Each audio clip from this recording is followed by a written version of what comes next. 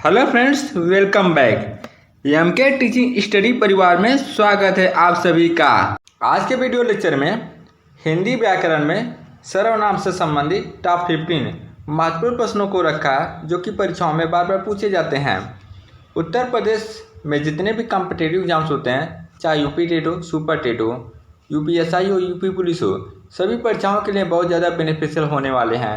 इसके अलावा वीडियो को अंत तक जरूर देखिए, क्योंकि जो हमने यहाँ पर क्वेश्चन कवर किए हुए हैं ऑलरेडी एग्जाम्स में आए हुए हैं और आगे भी इन क्वेश्चन को आने की संभावना बहुत ज़्यादा है। तो चलिए स्टार्ट करते हैं। आपके स्क्रीन पर पहला क्वेश्चन है, मैं, हम, तुम आदि शब्द है। तो यहाँ पर ऑप्शन ए दिया गया है पुरुषवाचक सर्वनाम, बी है संबंधवाचक सर्वनाम, सी है अनिश्चयवाचक सर्वनाम, डी है सर्वनाम प्रश्नवाचक सर्वनाम।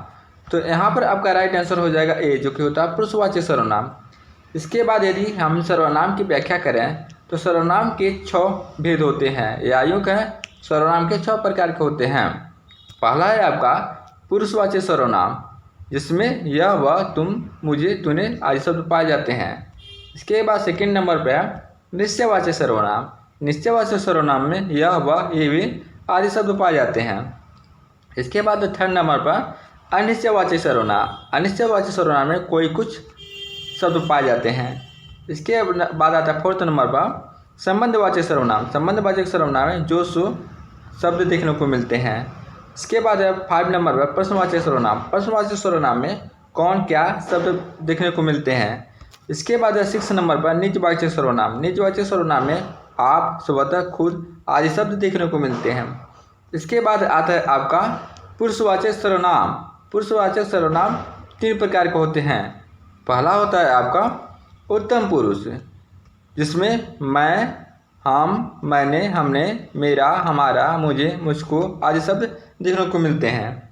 इसके बाद मध्य पुरुष में तुम, आप, तुम लोग, आप लोग आदि शब्द देखने को मिलते हैं। इसके बाद है आपका अन्य पुरुष। अन्य पुरुष में यह, ये, वह, वे लोग, ये लोग आदि शब्द देखने को मिलते हैं। ये सभी के सभी उत्तम पुरुष, मध्यम पुरुष और अन्य पुरुष पुरुषवाचक सर्वनाम के भेद हैं। इसके बाद है आपका नेक्स्ट क्वेश्चन सेकेंड है, मुझे शब्द किस प्रकार का सर्वनाम है। तो यहाँ पर ऑप्शन ए दिया गया है उत्तम पुरुष, बी है मध्यम पुरुष, सी है अन्य पुरुष, डी है इनमें से कोई नहीं। तो अभी हमने जस्ट पढ़ा है मुझे शब्द उत्तम पुरुष में पाया जाता है, इसलिए राइट आंसर हो जाएगा ए। इसके बाद आता है आपका नेक्स्ट क्वेश्चन थर्ड है, सर्वनाम के कितने प्रकार हैं। तो ऑप्शन ए दिया गया है 4, बी है 5, सी है 6, डी है 7। तो इसे भी अभी हमने देखा है। सर्वनाम कितने प्रकार के होते हैं, तो सर्वनाम 6 प्रकार के होते हैं, इसलिए राइट आंसर हो जाएगा सी। इसके बाद क्वेश्चन 4 है, निश्चयवाचक सर्वनाम कौन सा है। तो ऑप्शन ए दिया गया है क्या, बी है कौन, सी है यह, डी है कुछ। तो यहाँ पर आपका राइट आंसर हो जाएगा सी, जो कि होता है यह निश्चयवाचक सर्वनाम। और यहाँ पर आपका क्या, कौन प्रश्नवाचक सर्वनाम है तथा यहाँ पर कुछ अनिश्चयवाचक सर्वनाम है। इसके बाद आता है आपका नेक्स्ट क्वेश्चन 5 है, इनमें अनिश्चयवाचक सर्वनाम कौन सा है। तो यहाँ पर ऑप्शन ए दिया गया है कौन, बी है जो, सी है कोई, डी है वह। तो यहाँ पर आपका राइट आंसर हो जाएगा सी, जो कि होता है कोई या कुछ। ये क्या है, अनिश्चयवाचक सर्वनाम है।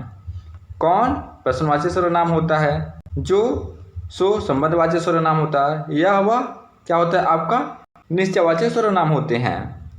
इसके बाद आता है आपका नेक्स्ट क्वेश्चन 6 है, यह घोड़ा अच्छा है, इस वाक्य में यह है। तो यहाँ पर ऑप्शन ए दिया गया है सर्वनाम, बी है विशेषण, सी है संज्ञा, डी है सार्वनामिक विशेषण। तो हमने बताया था यह वह कैसे शब्द हैं या यूँ कहें किस सर्वनाम में आते हैं, तो आपके निश्चयवाचक सर्वनाम में होते हैं। और निश्चयवाचक सर्वनाम के भेद होते हैं, इसलिए आपका राइट आंसर हो जाएगा ए, जो कि होता है सर्वनाम। इसके बाद आपका नेक्स्ट क्वेश्चन 7 है, संबंधवाचक सर्वनाम बताइए। तो यहाँ पर ऑप्शन ए दिया गया है जो, बी दिया गया वह, सी दिया गया कौन, डी है कोई। तो यहाँ पर आपका राइट आंसर हो जाएगा ए, जो कि होता है जो। जहाँ पर जो है सो है, ये क्या होते हैं संबंधवाचक सर्वनाम होते हैं। और यहाँ पर जो वह है क्या है आपका निश्चयवाचक सर्वनाम होता है। कौन प्रश्नवाचक सर्वनाम होता है, कोई अनिश्चयवाचक सर्वनाम होता है। इसके बाद आपका आता है नेक्स्ट क्वेश्चन, क्वेश्चन 8 है, मैं अपना काम कर रहा हूँ, इस वाक्य में अपना क्या है? तो यहाँ पर ऑप्शन में ए दिया गया प्रश्नवाचक सर्वनाम, बी है निश्चयवाचक सर्वनाम, डी है निजवाचक सर्वनाम, डी है आपका संबंधवाचक सर्वनाम। तो यहाँ पर आपका राइट आंसर हो जाएगा सी, जो कि होता है निजवाचक सर्वनाम। इसके बाद आपका नेक्स्ट क्वेश्चन, क्वेश्चन 9 है, वह क्या कर रहा था, इस वाक्य में क्या है? तो यहाँ पर ऑप्शन ए दिया गया है निश्चयवाचक सर्वनाम, बी है प्रश्नवाचक सर्वनाम, सी है संबंधवाचक सर्वनाम, डी है निजवाचक सर्वनाम। तो यहाँ पर जो क्या आया है शब्द, तो यहाँ पर क्या क्या है आपका प्रश्नवाचक सर्वनाम, इसलिए राइट आंसर हो जाएगा बी। इसके बाद आपका नेक्स्ट क्वेश्चन, क्वेश्चन 10 है, निकटवर्ती और दूरवर्ती किस प्रकार का सर्वनाम है? तो यहाँ पर ऑप्शन ए दिया गया है अनिश्चयवाचक सर्वनाम, बी है प्रश्नवाचक सर्वनाम, डी है निश्चयवाचक सर्वनाम और आपका डी है संबंधवाचक सर्वनाम। तो यहाँ पर दिया गया शब्द निकटवर्ती अर्थात यह, दूरवर्ती अर्थात वह शब्द किस प्रकार का सर्वनाम है? तो यह क्या है आपका निश्चयवाचक सर्वनाम है, इसलिए राइट आंसर हो जाएगा सी। क्वेश्चन 11 है, उत्तम पुरुष किस सर्वनाम का प्रकार है? तो यहाँ पर ऑप्शन ए दिया गया है निजवाचक सर्वनाम, बी है पुरुषवाचक सर्वनाम, सी है अनिश्चयवाचक सर्वनाम, डी है निश्चयवाचक सर्वनाम।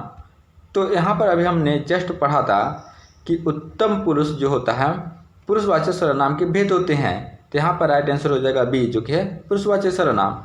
इसके बाद है आपका नेक्स्ट क्वेश्चन, क्वेश्चन 12 है, सबका नाम निम्नलिखित में से किसका शाब्दिक अर्थ है? तो यहाँ पर ऑप्शन ए दिया गया संज्ञा, बी है सर्वनाम, सी है विशेष है, डी है क्रिया विशेष है। तो यहाँ पर आपका राइट आंसर हो जाएगा सर्वनाम का है। इसके बाद है आपका नेक्स्ट क्वेश्चन, क्वेश्चन 13 है, कुछ न कुछ शब्द किस सर्वनाम बताइए?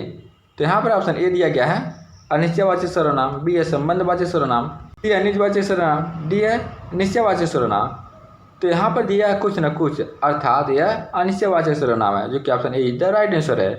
इसके बाद आपका नेक्स्ट क्वेश्चन, क्वेश्चन 14 है, तूने शब्द निम्नलिखित में से किसके अंतर्गत आता है? तो यहाँ पर ऑप्शन ए दिया गया उत्तम पुरुष, बी है मध्यम पुरुष, सी है अन्य पुरुष, डी इनमें से कोई नहीं।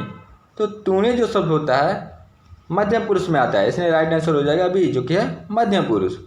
इसके बाद है आपका नेक्स्ट क्वेश्चन, क्वेश्चन 15 है तथा यह आज का लास्ट क्वेश्चन है, कौन कौन शब्द किस प्रकार का सर्वनाम है? तो यहाँ पर आपका ऑप्शन ए दिया गया है निश्चयवाचक सर्वनाम, बी है संबंधवाचक सर्वनाम, सी है निजवाचक सर्वनाम तथा डी है प्रश्नवाचक सर्वनाम। जहाँ पर कौन कौन शब्द आए वहाँ पर क्या होता है प्रश्नवाचक सर्वनाम होता है, इसलिए राइट आंसर हो जाएगा डी। दोस्तों, अगर आप इस वीडियो से संबंधित कोई सुझाव देना चाहते हैं तो कमेंट बॉक्स में सुझाव जरूर दीजिएगा। तो आज के वीडियो में बस इतना ही। Thank you and take care. जय हिंद, वंदे मातरम।